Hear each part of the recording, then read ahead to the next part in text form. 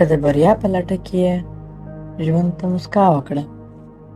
زموږ سترګې د نړۍ د ښکلاو د لیدلو لپاره پیدا شوي، خو ډېر خلک د دغه خوښیو د لیدلو لپاره سترګې نه خلاصوي. تل یې تندی تریو او سر کښته نیولی وي. که په ژوند کې د خوښ اوسېدو قصد وکړئ نو خفګان خپله کډه کوي. په ژوند کې مسکا وکړئ ځکه چې تاسو یې فرصت لرئ. بریالیتوب تاسو لپاره خپلې دروازې پرانیستې دي.